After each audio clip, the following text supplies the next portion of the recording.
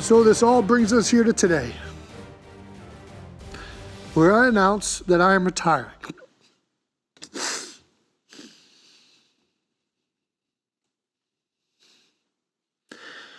Where I announce I'm retiring from the NFL after 13 seasons with the Philadelphia Eagles. And today, I must admit, I am officially overrated.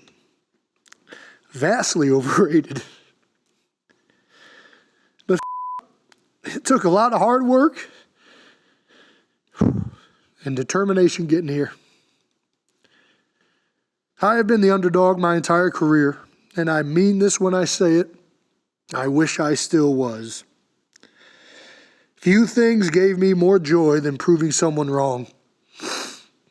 My mother used to tell people, and still says to this day, if you want Jason to do something, all you have to do is tell him he can't. And that was true in more ways than I care to admit. Well, there you hear it, Rube. Jason Kelce calls it a career, not a surprise, but a pretty emotional day at the NovaCare complex. Yeah, I think everyone was kind of braced for it, but it was still a lot. And seeing him so emotional, his brother, his parents there, it was a difficult day for a lot of people and a lot of Philadelphians. And I know there were a lot of tears shed, as he was certainly shedding the most, but I know a lot of other people were as well. It was an unusual event. I've never really been to anything like that. Most great Eagles don't retire here. They go off somewhere else. Reggie became a Packer, Doc became a Bronco. Eventually they come back, but the immediacy of this was just playing for this team a month ago. It was a lot.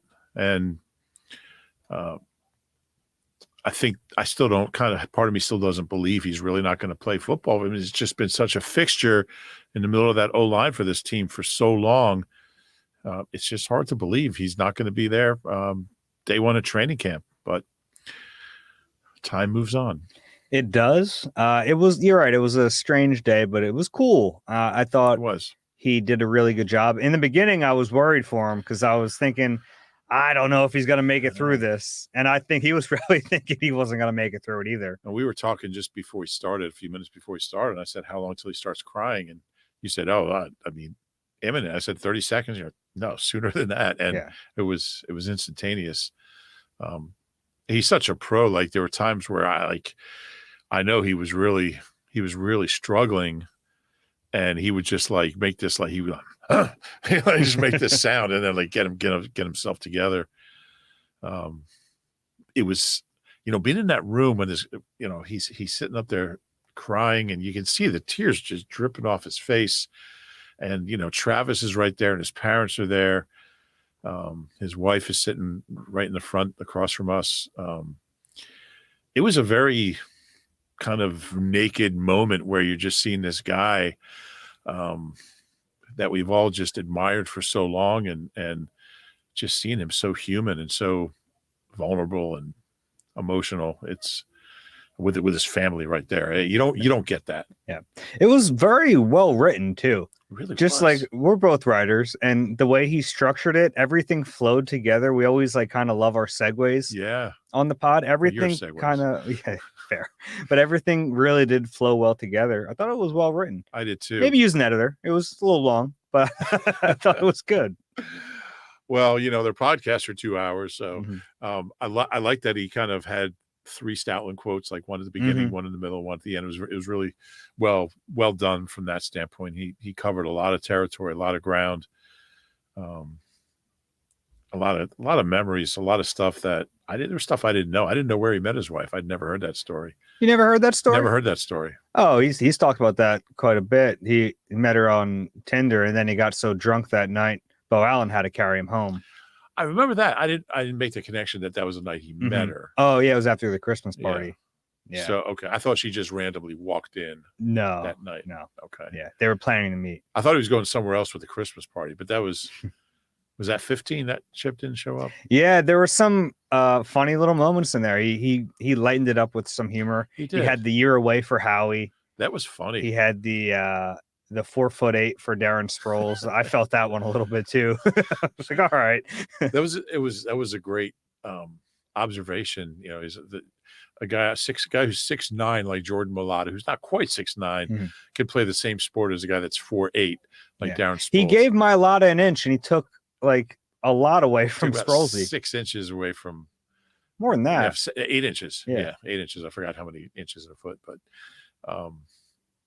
10 inches. Yeah. Okay. I said 10 inches. All right. Yeah. I just thought it was really shrewd of him to kind of break it up with a little comic relief. Because it was heavy. It was heavy stuff. And talking about Selleck's failed bar venture. It was open for about 6 months because nobody ever bought a beer there.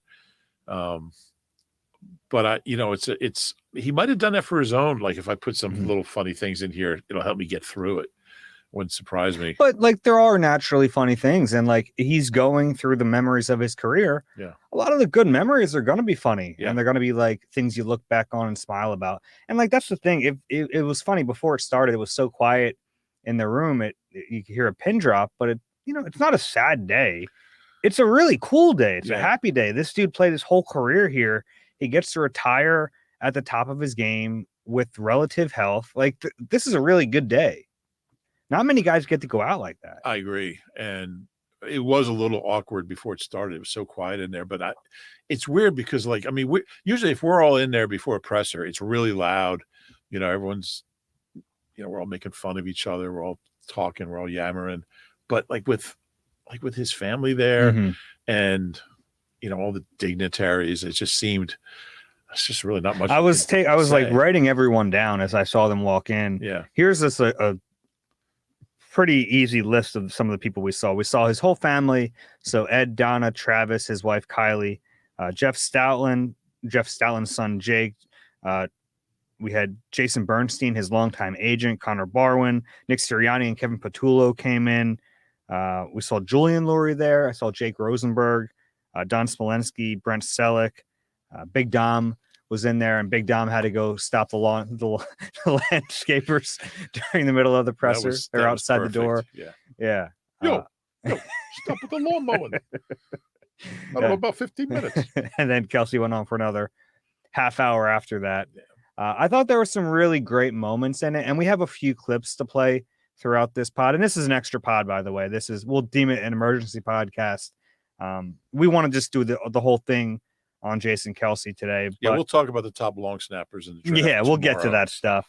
I really want to play this clip. It was him talking about the city of Philadelphia because I think he just has a really unique relationship.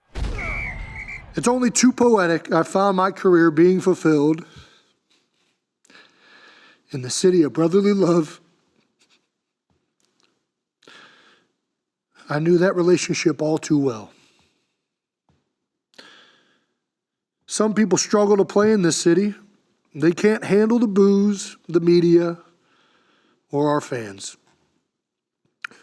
Consider it a great blessing to play in the most passionate sports town in America. The sense of urgency in this city to win has pushed our organization, has fueled it to take chances, fix problems, and work tirelessly in an effort to win. At times, you hate it as an athlete, especially those new to our city.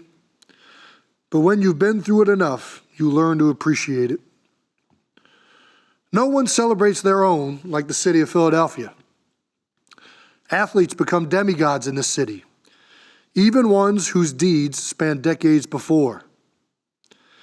The Eagles are the #1 ticket in town, the most talked about thing at nearly every moment. With that amount of attention, you better be ready to overcome the lows that will happen and be ready to persevere in the face of the criticism. Yes, they will let you know when you are not performing well. Every time.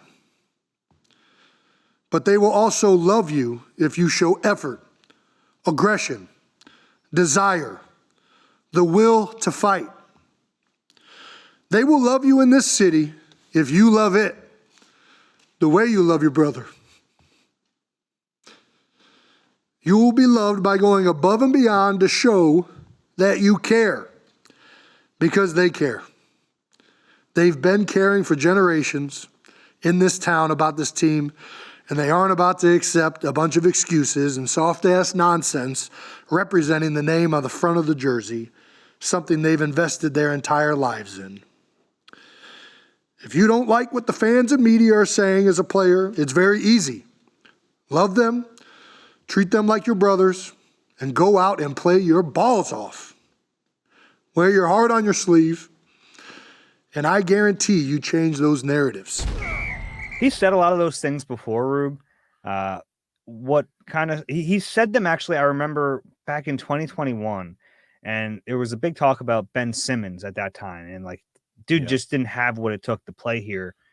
And he just, like, Kelce just understands succinctly what it means to play here, and he explains it better than anyone I've ever heard. Yeah. Yeah, and I think a lot of it has to do with the fact that he grew up in a city that's kind of similar. Cleveland's really working class. I mean, his dad worked in a steel mill. He grew up with that kind of mentality. He was a guy that was undrafted. He was a walk-on at Cincinnati. He was a linebacker. He was a walk-on linebacker. So I think he's always, he talked about it, how much he loves being the underdog. So it was a natural fit. And I think he mentioned that his agent pointed out the day he was drafted. This is a great fit. They're going to love you, and you're going to love that city. And it's genuine. I think that's the root of, a lot of the fact he's a great player goes into it too, but I think and it's a cliche to say that working class mentality, but he really does have it. And my mom's from Cleveland. She's from Cleveland Heights, same town. I've spent a lot of time there, and it's true. It's like people in Philly don't want to think Cleveland's like Philly, but they're similar in that standpoint. I think there are cities that like that, though. I think Philly recognizes that in general.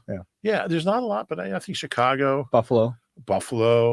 Yeah, there's it's just kind of the Rust Belt. Yeah. I don't want to get too heavily into the demographics of it, but I really think that's why it was so genuine when Jason kind of fell in love with the city. Because he just felt comfortable here because it's how he was raised. Yeah.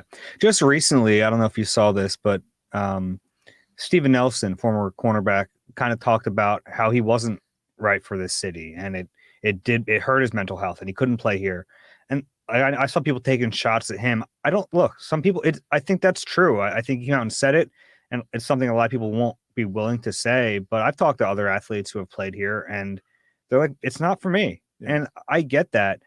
And but I don't look at it as a negative, because if it's not for them, that's fine. But I think what Kelce understands is that it does push good things too. Like, it's not all negative.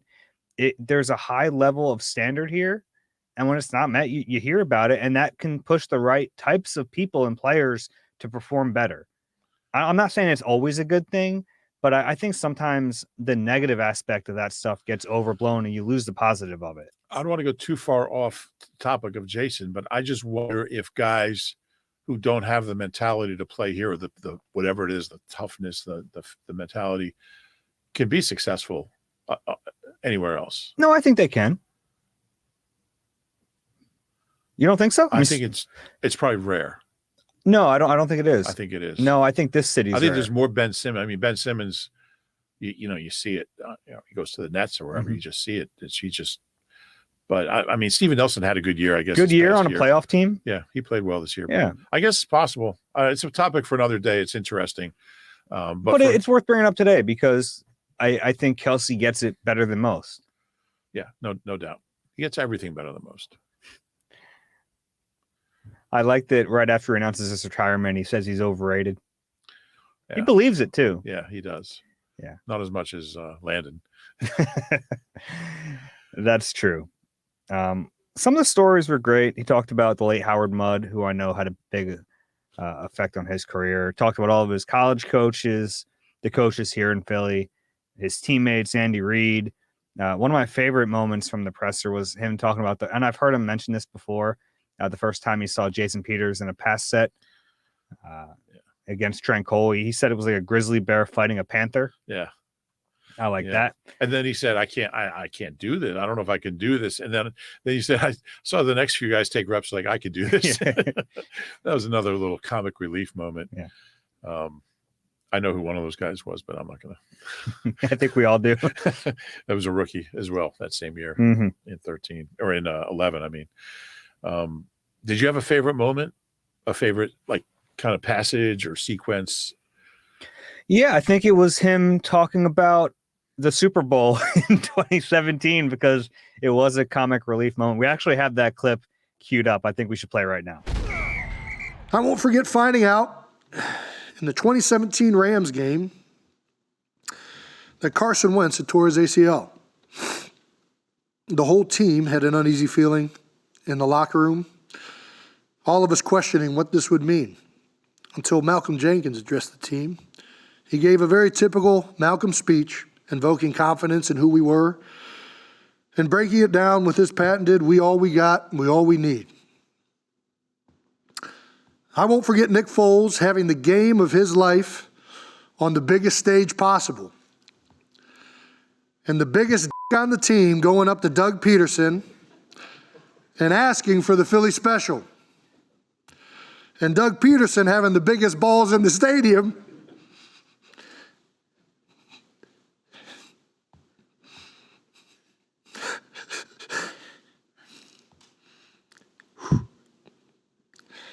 to say, yeah, let's do it. And Brandon Graham finding a way to stop Tom Brady once, literally once. And the way the ball hung in the air on that last Hail Mary and how it felt like an eternity. Just looking, no sound registering, completely engulfed in the moment. When it finally landed, running onto the field, looking for a flag, anything that would mean it was over. We had done it. Yeah, so that's fun. Yeah. And in your retirement press conference, you can get away with a little bit, and he took that opportunity. Yeah, there was about 5 or 6 bleeping moments, but it wouldn't be him if there weren't. And, like a lot of guys would throw out can we say F-bomb? Can we say that? Like, you can say F-bomb, yeah. Okay. And then they'd be like, oh, I should not Kelce. He's proud of it. He wrote it down. He did. It was in his notes. He was himself. It was great. But yeah, that was a really cool. And I think we have the entire 41 minutes on our YouTube site. Mm-hmm. So check it out. It's worth watching. I liked hearing about Cleveland and his days as a kid. And he described his feelings before his first snap of his first youth practice at 12 years old. That was really cool. Just talking about, and he's talked about Cincinnati before and how just he didn't know what he was doing and all that. But the moment that the strength coach told him, that was at Cincinnati. It was told him, you'd make a really good center, and just how that kind of changed the arc of his career and his life. I mean, imagine if he tried to make it in the NFL as a linebacker. Who knows? Who knows? He probably wouldn't be here, not on a second contract at least. Yeah, but 6 rounds about where they take him. Yeah, that's true. But yeah, I really enjoyed the early hearing about the early days and the formative years and just kind of he picked a few life events that helped shape who he is, who he became. I thought that was really cool to include those moments. I'm glad he brought up 2016. Yeah. Because people forget, he's now revered as this legend and obviously a Hall of Famer. His career was almost over here. Yeah. I mean, it wasn't a stretch to think that he was going to be gone after that 2016 season, before the Super Bowl, before all those All-Pros. There was a real chance he was gone. He joked that if the Eagles would have been offered a trade for a few new washing machines, they would have taken it. People forget that. And he said, I would have. Yeah, he said he would have. But people do forget that part about his career. It wasn't all just roses. There were some really rough moments. Yeah. And that kind of led to him talking about Jeff Stoutland a little bit, because he said there was one guy left in the building who really believed in him, and it was Stout. Yeah, and I remember Kelce late in that season talking about how poorly he was playing. I remember being down in his locker, and he was talking about, I know I got to be better than this. And he spent that whole off season. And I remember him talking about it at OTAs, just kind of starting from the ground up, reshaping his technique, getting in better shape. The funny thing is, he was a Pro Bowler that year, and he hates it. Yeah, he hates that Pro Bowl year. He was Pro Bowl. I was the second one, Mm-hmm. I think, in 16. And he really just kind of, I mean, I think that's kind of exemplifies his life. He said, look, there's a challenge here. I'm gonna deal with it. And I think Stoutland, even then at that early stage here, I mean, it was Doug's first year and Stout's fourth year. Fortunately, the franchise knew enough to listen to Stout, say, look, keep this guy. Yeah. You know, he's going to be okay. And from then on, Kelce was the best center in football. Yeah. To have that stretch late in your career is pretty wild. I mean, 6 of his last 7 years in the NFL, he was first team All-Pro center. Yeah. Yeah. He's the only player in history to make 6 all-pro first teams after his 30th birthday, after never making one in his 20s. Mm-hmm. It's rare because normally for offensive linemen, you see the All-Pros, like they have a good start to their career, they get some recognition, and then like some of those accolades toward the end of their career, they don't really deserve because they've kind of built up the reputation. Right. It wasn't that way for him. I mean, he had to really earn it, and then he's played at such a high level the last several seasons. Yeah, it was funny when I tweeted that out when he made All-Pro in January, I guess late in the season, that I spent like an hour and a half. There's no easy way to look up guys who made. You have to find everyone who made 6 All-Pro teams and then click on their thing to see if they made any in their 20s. So it took me quite a while. I tweeted it out, and then I mentioned it to Kelce like a couple of days later in the locker room. He's like, "Oh yeah, we talked about that on the podcast." He said Travis brought it up. I'm like, "Wait a minute, there's no way anybody else looked that up." And it turns out Travis had like seen my tweet, so he got it from my tweet. Didn't credit me. Nah, you should have gotten him today. Yeah. He didn't look. He didn't change his expression the whole time. I think he was trying not to break down. Yeah, probably. He had the sunglasses on. He had the shades on. A few times I saw him pick them up and wipe away some tears. Yeah. He finally went to the tissues when it was over. They're so close. It was just, yeah. But it's amazing how Kelce's career worked out though, because he's not here if Howard Mudd doesn't come here. Yeah. And doesn't pound the table for him. And he talked about that, about how Howard Mudd liked like faster, more athletic. Yeah. Jeff Saturday, who he coached in Indianapolis and who Kelce had already started to model his game after. Right. It was a perfect marriage there. And when they hired Howard Mudd, I called Jeff Saturday and he talked about Howard Mudd for like an hour. I was parked in Willow Grove in a parking lot of an ice cream stand, thinking this will be like a 3-minute interview. Like 45 minutes later, Jeff Saturday's still going on and on, and he's like, "Now, if I ever turn into an interim head coach, don't make fun of me." He did mention that, but he was just raved about Howard Mudd. But then for the Eagles to move on, get a new staff, Chip Kelly brings in Jeff Stoutland, who had never coached in the NFL. And for that to be the next coach for Kelce, like it was just perfect. And it's clear how much Stout means to him. At some point here, hopefully in the next few weeks, we'll get to talk to Stout. He was there. Of course he was. His whole family was there, his wife, his son. But we'll play a little bit of what Kelce had to say about Jeff Stoutland right now. I saw firsthand the wrath of the Eagles fans in the 2016 Eagles season. And rightfully so. I had an awful start to that season where I was often overpowered, had many holding penalties that cost our team, and looked like one of the worst centers in the league. I was wanted out of town by nearly everyone. And it wasn't just the fans that wanted me to gone. It was nearly everyone in this organization. That offseason, I heard trade rumors galore and speculation I'd be cut. I imagine if the Eagles had received a trade offer for a brand new set of washing machines, they may have pulled the trigger. Hell, if I was in charge, I would have pulled the trigger. There's only one person in this building who still wanted me, and it's he who I have to thank most for the career I've had.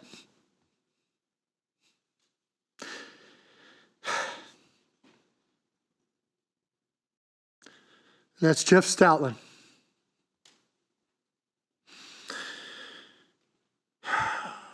No one has been more influential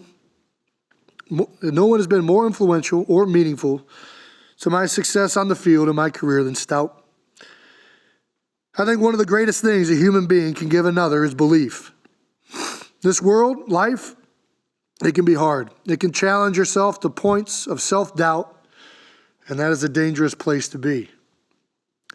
Well, I am lucky. My whole life, I have been surrounded by people that have believed in me. My father, my mother, my brother, Paul Longo, Howard Mudd, and in my darkest hour as a Philadelphian, Stout was the one who believed in me. He was adamant my problems could be fixed with proper technique, fundamentals, and work. And work we did. That off-season and training camp, I focused on using my hands better, playing with leverage, proper footwork, and prepared with an edge to prove to myself that I was good enough. The following season, in 2017, I enjoyed the finest season of my 13-year career, not only as a player, but as a team. And it meant more because of the struggles and work we had been through. Without him, I doubt any of this would have been possible, or that I'd still be here. Since that offseason, I have amassed 6 All-Pros, 5 Pro Bowls, and am recognized by some as one of the best centers to ever play the game. I am very proud knowing where I once was and the legacy I have left behind, and the man we can all thank is Jeff Stoutland. It is amazing, right? Because if it was perfect. It went to go from Howard Mudd to Jeff Stoutland, 2 of the best offensive line coaches ever. Yeah. And just at the perfect moments of his career. Yeah. No, you're right. And everything would have been different. I mean, if Chip hadn't lured, and there's a story there about, too bad Chip doesn't really like to talk about these things, but I'd love to know what happened and how he, I'm sure Stout would talk about, but how Chip convinced him to come to the NFL and what happened there. And sure, was fortuitous for Jason. A lot of things happened along the way for Jason that were, and look, he did it. He put in the work, but he got a lot of help from a lot of random people at various moments in his career. Yeah, and he'll give credit to all those people. Yeah, he is not slow to give credit. I talked about his teammates a bunch. I think some of the people like Lane Johnson he's played with for an awful long time. He's gone against Fletcher Cox and Brandon Graham for a really long time. It was cool to see some of the messages come out on Twitter from his former teammates. I'm sure we'll continue to see those over the next week or so. Yeah, I like the Malcolm reference. He talked about that moment in the locker room. Mm-hmm. The locker room we weren't allowed in because it was too small at the LA Coliseum. The day Carson got hurt, and how everybody was hanging their heads and like we're done, we got no shot, and how Malcolm and he was the same way outside the locker room with us. Mm-hmm. I remember talking to Malcolm that day. He was so positive, and I think that was a pivotal moment in that championship season in 2017 was Malcolm's speech in the locker room, LA Coliseum, that day after that win.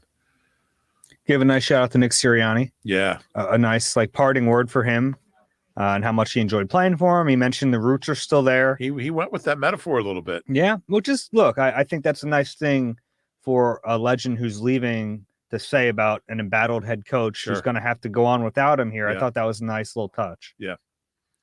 Yeah, it was everything was perfect. I mean, every reference, every shout out. I wonder how much time he spent on that. I bet a lot. It was well done, and he was reading it, but it was smooth. He was able to look up and make eye contact, which is you think back to being in college or high school and having to do a speech like that. That's really tough to make it, and you're not crying in those moments either. So it was impressive. I know he struggled to get through some parts, but that's just the emotion of it. Yeah, and he was struggling through it, and then he said, all right, this is going to be the hardest part. And I think that's when he was talking about his brother, Travis. And his family in general, I think. Yeah. But he soldiered on and got through it, and I think he was really relieved when it was over. I think so. I was worried there at first. I was too. I didn't think he'd get through it. It was funny too, because he was happy to get it over, and I think he wanted to run out of the room. And then he was like, well, I got to hug my brother and my parents, and then I got to shake my agent's hand. Then he looks at all of us. He's like, well, all right, now I got to go shake all their hands and give out some hugs, which is that's a class move. Yeah. And I know it wasn't easy because we've seen photos of the entire cafeteria full of staffers probably waiting to greet him as soon as he walked through the back exit I'm sure of he the just wanted to auditorium. go So home. it's a long day. Yeah. A lot of emotion. I'm sure he's going to sleep pretty well tonight. I'm sure. Well, I'm not going to say that, but yeah, I'm sure he'll celebrate in style. I think we all were picking up on what you were putting down there. Yeah. What a great guy. Yeah, I'm going to miss having him around. I hope he'll be around a little bit here and there. I'm sure Yeah. he's not dead. Like he's here. You have a favorite Kelce moment memory From his career here? Yeah. We've talked so much about today, but like we've known the guy for over a decade. Yeah. A couple. I used to do that video series, 5 Minutes with Rube, and I talked to him about playing every sport as a kid, and I loved that interview. I think it was so. He's so thoughtful, and he talked about what he got out of wrestling, what he got out of lacrosse, and how all those things contributed to being an offensive lineman. You know, the leverage from wrestling. You know, the timing with the strength with swimming. He did everything. And I love that interview. It's probably still up on. You probably still find it on YouTube. It was really good. And I think when I did it, for some reason we were in Nigel Bradham's locker. I don't know why. We were across the locker room. That's weird. I don't know why. Probably Jason Peters like scared me off back then. But another one was when we were talking about. We talked about Cleveland all the time because my mom was from the same town as they grew up in. And it turned out like my cousin Keith's son Kyle had coached him in soccer. It's such a small world. You know, Cleveland Heights is not a huge city, and man, he was just so happy to find this like little connection. And he found out that Kyle's wife was pregnant, and he like texted him and congratulated him and that kind of thing. So that was a really cool moment. But my favorite was, and I think I told this story not long ago at the Super Bowl in Arizona 2 years ago, last year, whenever it was. We had this whole ongoing discussion about diners versus delis, and he did this hour-long interview at the podium with 1,000 cameras around him, and then comes off the podium and he's walking toward that curtain where they went in, and he sees me and he's like, a deli's got to have porcelain mustard containers.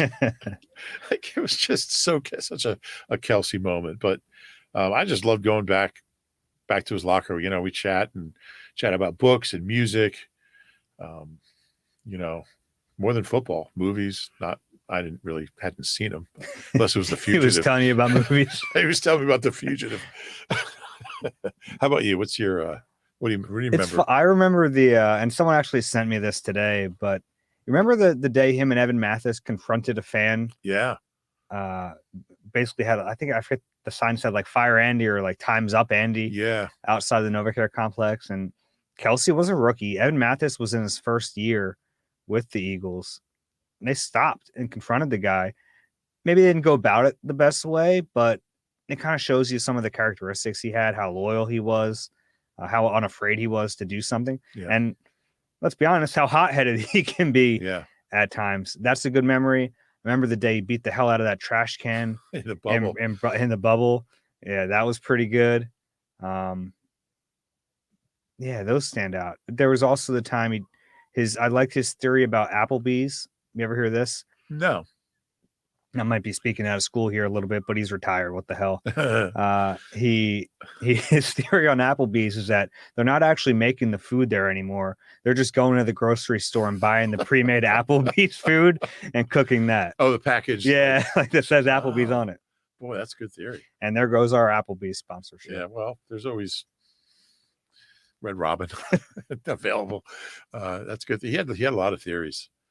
He had one about it was like Cleveland and I'm gonna butcher this, but it was basically about it started off because we were talking about Philly and how there's like less crime when the Eagles win, and he went into this thing about like the history of when sports teams are doing well and how the city is going. Interesting. Yeah. What do you think he'll do next? I think he'll keep doing the podcast, and I think he'll wade into TV. I don't think he's going to be like doing a ton. I think he wants to spend some time with his family. I think the Amazon outlet makes sense for him. He's already done some stuff with them. Right. They'd love to have He's him. very good. Very good. I think that would be a kind of a natural fit for him. Yeah. I know a lot of people have asked me about coaching. I can't imagine. No, look, you're like, it's tough to retire and get right into coaching. Yeah. Especially if part of the reason you're retiring is that you want some more time with family. You want to take a step back, because coaching is not that. No, he'd be at the NovaCare more. Probably. Yeah. Yeah. That's a tough deal. Yeah. I that would surprise me. But, he did say, I think I threw the quote in my story. I always want to be involved in the game. This is like his last few days in the locker room before the Tampa game. I'll always want to be involved in the game. It sounded like he'd already made up his mind. I think he had. What's that? I think he kind of had. Yeah, I think it's a hard thing to step away from completely. I'm imagining there's a lot of things I still want to learn about the game. And he talked about the routine of being, second down, we're working on Wednesday, third down, Friday's red zone. He said you just get into the rhythm of practice and the schedule and having it all, he said it's going to be a challenge, like finding a way to replicate that routine. Mm-hmm. Yeah, I mean, he's going to be good at whatever he does. He's going to stay in Philly. I have another one. Yeah, I just thought of. Sure. Our old buddy, Kevin Flatley, who was a photographer here for a really long time, retired last year. And it was really cool to see how tight he and Jason Kelce had gotten, which is something that doesn't Kevin Flatley's kind of a unique guy too, in that he's so friendly and gets along with so many people. But I think that's right. Like we end up having relationships with athletes because like we're talking to them all the time. It's a little different for the guys behind the camera who are, that's not their job to talk to players, but it was just like a really cool thing to see two special guys forge that relationship and kind of become acquaintances. And Kelce was super cool. I took that picture of them in the locker room. Yeah. When it was his last day, when Flatley retired. Yeah. In fact, he shot a video with us. Remember, he walked off into the sunset. Yeah. We took his picture. Yeah. But I just thought that was cool. Like, and we've seen Kelce do that with everyone in that building. Yeah. And he's not the only one. I don't want to make it seem like other guys are like shunning other people, but has a moment for everyone. Yeah. You would see writers that he didn't recognize, guys from around the country, come in and kind of go up to him and, hey, Jason, do you have a minute? Sure. And you'd look over 25 minutes later, they're still talking. Mm-hmm. I mean, I've been around some guys who were very generous with their time with the media, but I mean, Eric Allen, but Michael Vick, it's, there's not many who've been as accessible and available as Jason. Yeah. I think he won our PFWA Good Guy Award, which I don't like the name of that award, but I do like what it represents. Yeah. So we appreciate it. Yeah. We appreciate the time he's given us over 13 years. A lot of answering our dumb questions. Yeah. There was a time I remember I asked him a question and I stopped. And I was like, man, was that a really dumb question? I was like, yeah. Like, it was. Just, you want to start over? Like, yeah, let's just pretend that never happened. Yeah. All right, let's take a break. We have a little bit more on the other side. You deserve a car that thrills you, a car that puts goosebumps on your goosebumps.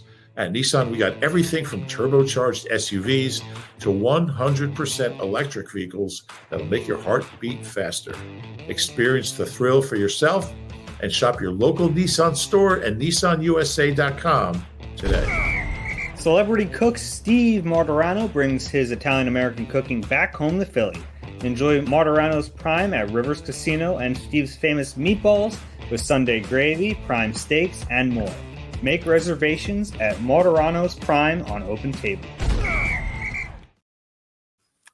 All right. So Jason Kelce is retired. The clock now starts. 5 years. He'll be eligible for the Hall of Fame. It'll be the class of 2029.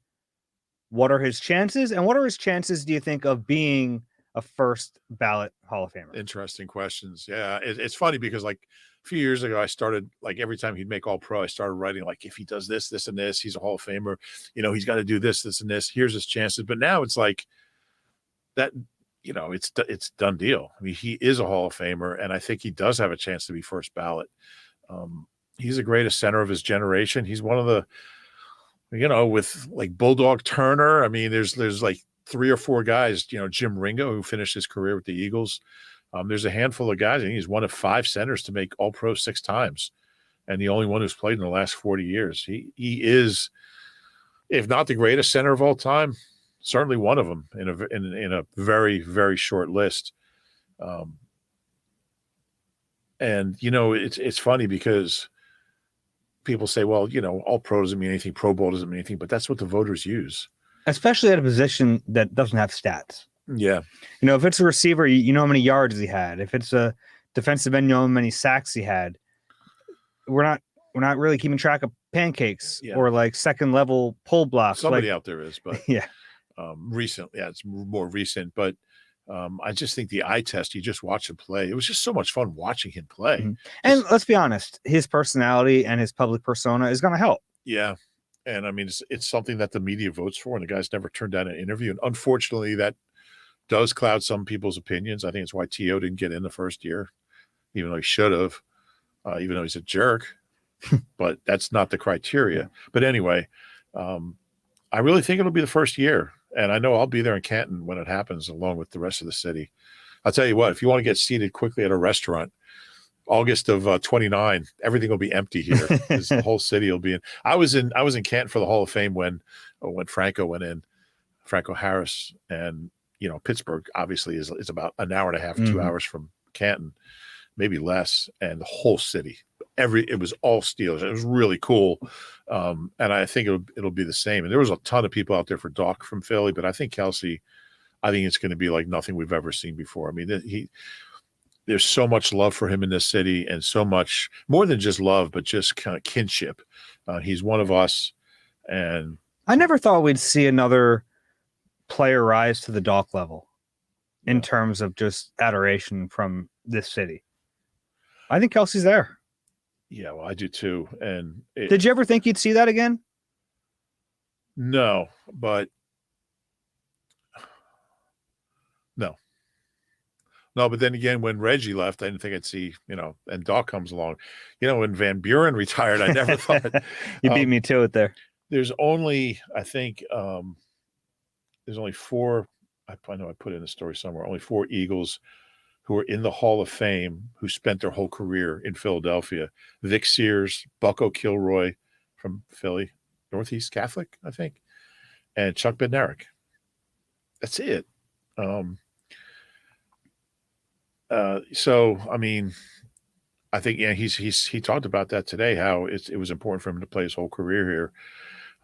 There's only like 7 Hall of Famers that played more than half their career in Philadelphia. There just aren't a lot. So Reggie did it by 1 year. I think he if he played 1 more year for Carolina, he wouldn't have qualified. But I don't. If Kelce's not a first ballot, who is? Tom Brady. Kelce's twice as many All-Pros. It's funny. I looked up the most All-Pros by 6-round picks, and there's Kelce with 6. And there's Tom Brady with 3. Mm-hmm. Yeah, and look, I think I think Kelce plays at a position where maybe it's easier to stand out. Yeah. Well, yeah, and I mean Brady was up against Peyton and Drew Brees and all that, but that's another story. I think it's funny because Kelce's so humble. It's funny. He always tells us he gets annoyed when he gets praised because he's like, I'm not the best play. Yeah. Do you see Jason Peters? Do you see Fletcher Cox? Do you see Lane Johnson? He gets frustrated, but no, you're really good. and it's not just the physical part of it. He plays the game mentally, unlike many others. And when we talk about what they're going to miss in a little bit without him, that's a big part of this. The mental side of his game has been so important. Yeah. And that's something that I know Howard Mudd really emphasized. He's one of the smartest players I've ever seen. The cerebral side of it. You could be an incredible athlete. If you don't have that side of it, the other stuff doesn't matter. It's going to be weird seeing this team line up on opening day. Do you know who the last center other than Jason Kelce to start an opening day game for the Eagles was? The last opening day center before Kelce? Oh, I do know. Hold on. This is tonight's huddle trivia question. It had to be when he was hurt in opening day. In 14, right? Opening day. He started opening day in 14. Their last opening day center. Oh, their last opening day center. Was it Jamal? No. It's Jamal Jackson of Delaware State. What year? It was the year before his rookie year. It was 2010. Wasn't Jamal the starter then? No. Oh, man, this is going to kill me. Well, we're doing a podcast, so I'm going to tell you. No, This is good podcasting. Me just thinking about this. Oh, man. Who was it? I don't know if Jamal was hurt that year. It was Mike McGlynn. I probably would have gotten that eventually, but it would have been a excruciating 15 minutes of me thinking here. Mike McGlynn, okay. But last opening day, I got you. Yeah. Okay. But anyway, it's how do you replace a guy like that? Yeah, you don't. It's hard. You just don't replace him. You try to, and you won't get that level of play or the standing in the organization. I'm looking at the Hall of Fame monitor. For Pro Football Reference. There are 6 players above Kelce at the position, and all 6 are in the Hall of Fame. The 2 guys below him are Marquise Pouncey and Jeff Saturday, and I think he is clearly above those 2. Pouncey was great. I thought Pouncey was above him in the monitor. He's below him now? He's below him, yeah. Okay, maybe that's 6 All-Pro. Yeah. I mean, if this is right, Pouncey has 9 Pro Bowls to Kelce's 7, but Kelce has 6 All-Pros to Pouncey's 2. Pouncey was a great player, though. Great player. Probably Bulldog Turner, Jim Ringo. Who else is up there? Dermontti Dawson. Jim Otto, Mike Webster, Dwight Stevenson, Kevin Y, Jim Langer. Kevin Y's in, right? Mm-hmm. Yeah, all the guys above him are in. Yeah. The Hall of Fame monitor is a really cool feature. It's a free feature. You don't need a stat head sub on Pro Football Reference. And they have one for baseball. They have one for every position, kind of ranks guys. And it does a pretty good job. It is. It's pretty really accurate. Really interesting. Yeah. I'll be there. I'll make a little road trip out to Canton. Yeah, I like that. I've never been there. Maybe really? My first time I'll be there. Really? For Kelce, yeah. Well, there's got to be other Eagles going in before then. What was Mark Semino's last year? Yeah, I guess he is the next Eagle, though, really. Yeah. I mean, because Jason Pierce is probably still playing. I mean, so if Fletcher retires, I don't think Fletcher would be a first ballot. No, he wouldn't be. But they'd be eligible the same year. Yeah. And look, I don't know if Kelce will be a first ballot. I think there's a good chance he will. Okay. Yeah. A lot of it's going to depend on who else retires after the season. Mm-hmm. But, I mean, like I said, if he's not first ballot, how about baseball? There's only been 2 first ballot or 2 unanimous, I should say. I don't know. He's Tom Seaver and